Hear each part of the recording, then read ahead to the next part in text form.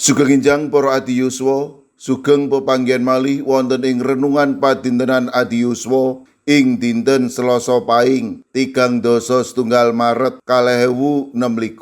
Sumangga dinten punika kita nampi jejer woing gesang. Para adi yuswa, amung tani nalika panen tamtu bingah awit methik kasil anggenipun ngrimati tanemanipun. Pengajeng-ajeng kasil panen punika saged nyekapi kangge kabetaning olah tetanen, nyekapi kangge gesangipun lan brayatipun sadinten-dinten. Mila taneman ingkang ngedalaken woh punika saestu mbingahaken manah lan nentremaken manah kosok wangsulipun. Pilih taneman punika boten ngedalaken woh tamtu ndadosaken gelaning manah para among tani. Mekaten ugi ing lampah kita minangka penderekipun Gusti Yesus. Gusti Yesus ngersakaken gesang kita punika ngedalaken woh ingkang sae ingkang saged dipun raosaken dening liyan. Kolose 1 ayat 11 ngendika, lan sakjroné nindakake sakabehing penggawe becik bisa metokake woh lan maneh saya mundhak murni kawruhmu ing bab Gusti Allah. Senadyan nembe kinunjara, Rasul Paulus ngemutaken pasamuan Kolose amrih waspada dhateng piwulang nasar ing pasamuan. Paulus tansah ndongaaken pasamuan Kolose supados tanggon ngadepi piwulang nasar. Ndongaaken supados kapitadosan lan katresnanipun pasamuan Kolose sangsaya tuwuh ngrembaka sarta ngedalaken woh ingkang sae. Mekaten ugi pangertosan bab Gusti Allah saged ndadosaken pasamuan Kolose sangsaya kiyat ngadepi maneka warni pacoben lan panggodha. Pungkasanipun Paulus nyuwun supados pasamuan Kolose dados pasamuan ingkang tumemen ing Gusti sarta sabar anggenipun ngadepi mawerining karibetaning gesang.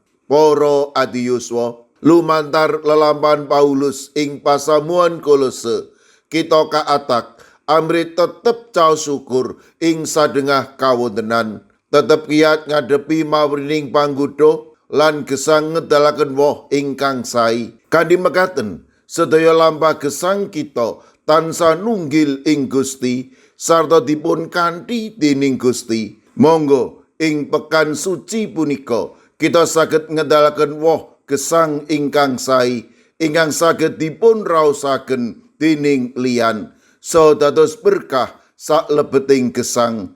Monggo nindakaken gesang ingkang nuwuhaken woh katresnan, kesabaran lan keadilan. Gusti tansah mitulungi lan berkahi kita. Amin. Sumangga kita ndedonga. Matur nuwun Gusti. Dinten punika paduka paring pepemut amrih kawula saged lan tansah ngedalaken woh ingkang sae kangge sinten kemawon. Paduka berkahi para adi yuswa dalasan anak putu kawula ing pundiya papan. Monggo ing satata gesangipun paduka ingkang reksa, paduka ingkang mitulungi, paduka ugi ingkang tansah berkahi lan nglupiraken berkah ing sadinten-dintenipun. Kalau masrahaken Pinisepuh Dwi Murwanto GKJ Magelang ingkang wedal sakmangke nembe wonten ing pengobatan. Kawula pitados Penatua Dwi Murwanto menika ingkang nampi wetahing kesarasan.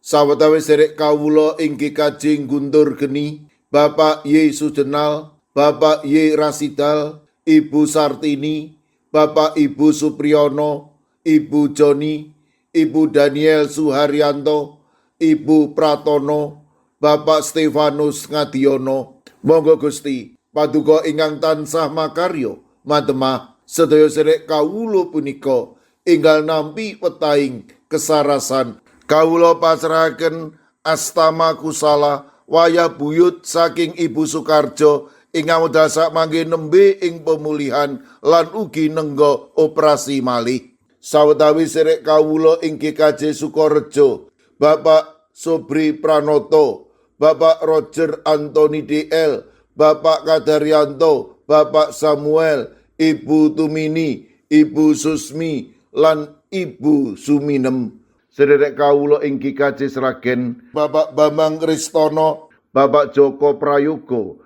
Bapak Tri Nugroho, sawetawis sederek kawula ing kikaji Magelang ingkang nembe nandhang sakit lan ugi wonten ing pemulihan.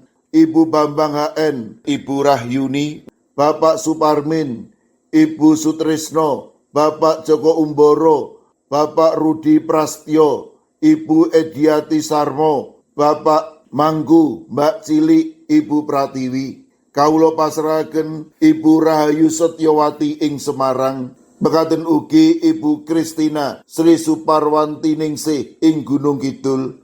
Kawula pasrahaken sedherek kawula ing Kikaji Wonocatur, Ibu Daniel, Bapak Ujianto. Sedherek kawula ing Kikaji Kabluk, Ibu Suwarti, Bapak Darmo. Sederek Susi Artowati, Bapak Edi Mursetyo, Bapak Yosua Jimmy Paningsang, Bapak Triyoso lan Larisiena putranipun Bapak Viko. Kawula pasrahaken sedherek kawula ing Pugeran, sederek Rini Subekti, Bapak Minto Taruno, Bapak Sugiri, Bapak Rakino. Mekaten ugi sederek kawula ing Kikaji Antp Salatiga, Ibu Paini, Ibu Jumini, Ibu Juminah, Bapak Joko Wahyu Adi, Bapak Kustam, Bapak Sukiman, Bapak Slamet Mulyono, Ibu Tuminem, lan Mbah Jah. Kawula pasrahaken sedherek kawula ing Kikaji Telepok, Ibu Wiryo Sumarto, Bapak Yutam, Bapak Karyadi. Sedherek kawula ing Klaten, Bapak Suranto, Bapak Harsono, Ibu Tiwi Bambang Sutomo. Sedherek kawula ing Kikaji Ngablak, Ibu Wahyu Ningsih Wakijan. Sedherek kawula ing GITC Trangkil Pati, Bapak Ibu Karyo, Bapak Ibu Toyo, Ibu Nani Cahyono. Mekaten ugi kawula pasrahaken sedherek kawula ing Kikaji Sragen, Bapak Adi Sungkono, Ibu Astuti Purnaningsih, Bapak Warsito Riyadi, Bapak Suyanto, lan Ibu Sumiati. Mekaten ugi kawula pasrahaken Ibu Otniel Ngatius ing Wonosari, Bapak Yohanes Kuncoro ing Kikaji Immanuel Solo, Bapak Wijongko ing Kikaji Sedayu. Kawula pasrahaken sedherek kawula ing Kikaji Wedi, Bapak Sudiat, Bapak Paminto Saputro. Ing Kikaji Mijen kawula pasrahaken Ibu Purwaningsih Sunaryo, Ibu Elizabeth Indarwati, Bapak Setyo Margono, Bapak Moses Taji, Ibu Budiman Bultom. Kawula pasrahaken Bapak Daniel Agus Suwarso, Ibu Yemima Armuyanti. Ing Kikaji Pamong Utomo Kalinegoro Magelang kawula pasrahaken Bapak Mardiono, Ibu Marsudi, lan Ibu Sri Widarti. Mekaten ugi kawula pasrahaken sedherek Hesti ing Kikaji Wonocatur, Ibu Lilik Sutopo ing Kikaji Semarang Barat. Kawula pasrahaken sedherek kawula ing Kikaji Ungaran, Bapak Hono Hadi Prasetyo, Ibu Risti Ningsih, Ibu Dewi Teguh, Ibu Kristini Sunaryo, Ibu Suwartini Hadiono, Bapak Dwi Putro, Ibu Sugito, Bapak Sembiring, Ibu Surisno, Ibu Munarti, Bapak Ibu Tugiman.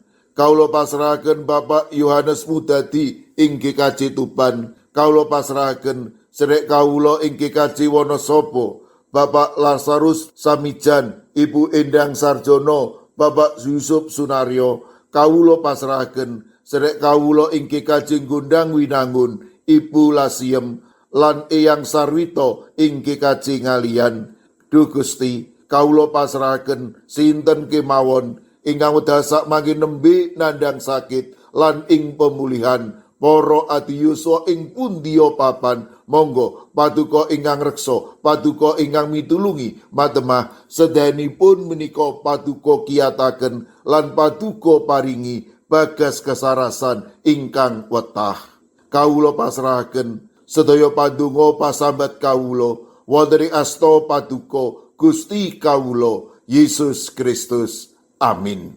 Sumangga para adiyuswa kita tutup pepanggihan kita renungan padintenan Adi Yuswa kanthi ngrepekaken kidung. Sumangga.